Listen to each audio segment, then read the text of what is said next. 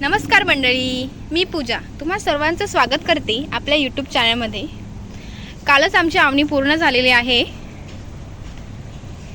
आज मी तुम्हाला दाखवणार आहे की शेतीसोबत आम्ही कुठला दुसरा जोड व्यवसाय करतो, जो व्यवसाय आम्हाला शेतीमध्ये जेव्हा नुकसान होते तेव्हा फायनान्शियल सपोर्ट करतो। कारण शेती हा व्यवसाय पूर्णपणे निसर्गावर अवलंबून आहे। जर कधी कधी पाऊस जास्त होतो, कधी कमी होतो, कधी लवकर येतो तर कधी लेटपर्यंत असतो। त्याच्यामुळे शेतीमध्ये अनेकदा नुकसान होतो। हा नुकसान भरून काढण्यासाठी आम्ही डुक्कर पालन करतो। आम्ही डुक्कर पालनाची सुरुवात 27 मे 2022ला केली होती। तेव्हा फक्त आमच्याकडे 7 डुक्कर होते आणि त्याच्यानंतर हे आता एवढे झालेले आहेत।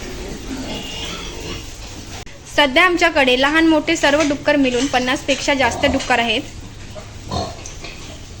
डुक्कर पालन किंवा वराह पालन असेही म्हणतात। डुकरांना दिवसातून 2दा खाना दिला जातो, सकाळ संध्याकाळ। त्याच्यामध्ये हॉटेलचे वेस्ट असते।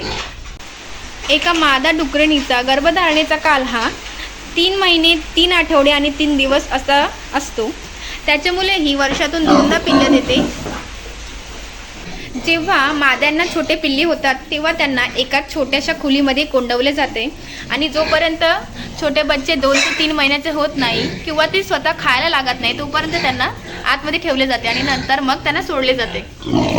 ही डुक्कर मादा सुद्धा गाभण आहे। हिला 3 ते 4 दिवसामध्ये आम्ही कोंडू। हा व्यवसाय चालू करून आम्हाला 4 वर्ष पूर्ण झालेली आहेत। आम्ही दर रविवारी याच्यातलं एक डुक्कर कापतो आणि त्याचे मटण आमच्या घराजवळच्या दुकानामध्ये जाऊन विकतो। याच्यामुळे काय होते की जे कस्टमर आहे ते डायरेक्ट आमच्या जवळून ताजे मटण घेऊन जातात। त्याच्यामुळे आम्हाला दुप्पट फायदा मिळतो। याआधी सुद्धा आम्ही डुकराचे मटण होलसेल भावाने आणायचो आणि आमच्या इथे दुकानात विकायचो, पण त्याच्याने फायदा व्हायचा पण कमी आणि तेव्हा माझ्या आईने विचार केला की आपण स्वतः डुक्कर पालून आणि ते मटण आपण विकले तर आपल्याला दुपटीने फायदा मिळेल। असं नाही की आम्ही होलसेल प्रमाणात डुक्कर विकलेली नाहीत, त्याच्याने फायदा होतो पण खूप कमी प्रमाणात होतो। आणि आम्ही स्वतः हे डुक्कर पालन करतो, त्यांचे संगोपन करतो, त्यांना चांगलं राहण्यासाठी किंवा त्यांना खाना देणे हे खूप सारे काही काम करावे लागतात। त्याच्यानुसार जो फायदा मिळतो तो खूप कमी होता। त्याच्यामुळे आम्ही असं ठरवलं की आपण आपला जो प्रोडक्ट आहे किंवा आपले जे मटण आहे ते डायरेक्ट आपल्या ग्राहकांपर्यंत पोहोचू। त्याच्यामुळे आम्ही होलसेल भावाने न देता आता डायरेक्ट कस्टमरपर्यंत पोहोचवतो। याच्यामुळे शेतीमध्ये जर नुकसान जरी झालं तरी हा डुकरांचा व्यवसाय करून आम्हाला फायनान्शियल सपोर्ट मिळतो।